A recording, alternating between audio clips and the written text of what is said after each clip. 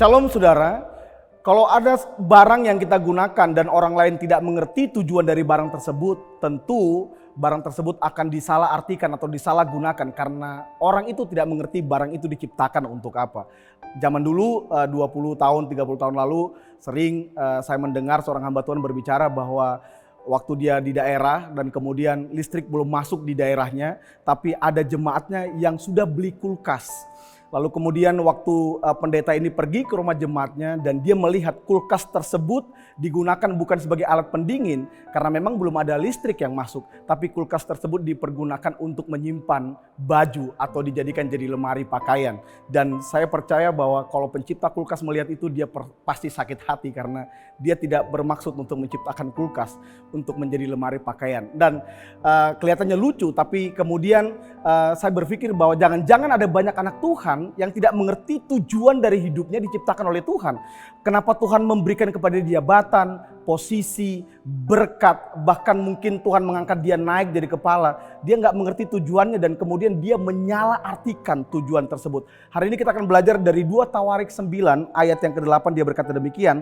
Terpujilah Tuhan Allahmu yang telah berkenan kepadamu sedemikian hingga ia mendudukkan engkau di atas tahtanya sebagai raja untuk Tuhan Allahmu. Kisah ini adalah kisah seorang Ratu Sheba yang mengunjungi Raja Salomo yang penuh dengan hikmat Tuhan.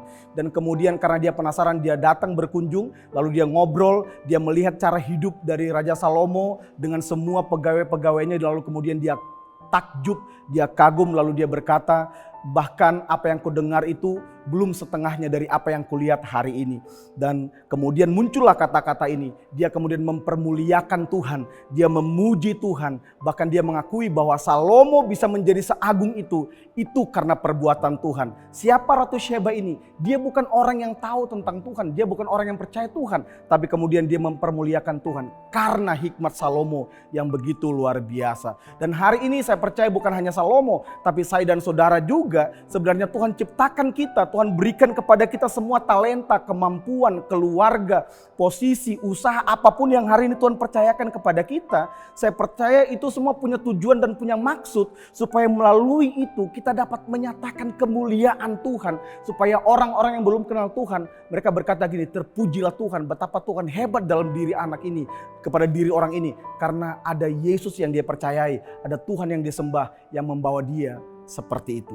Hari ini saudara yang dikasihi Tuhan, dimanapun Anda berada hari ini, Tuhan menciptakan saudara. Tuhan menempatkan saudara di tempat Anda berada hari ini dengan satu tujuan dan maksud supaya saudara bisa menjadi berkat kepada orang lain. Bahkan orang-orang yang belum kenal Tuhan sekalipun, Tuhan mau menyatakan kemuliaannya melalui saudara.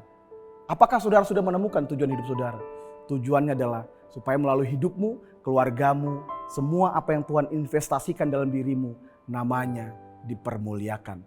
Tuhan Yesus memberkati.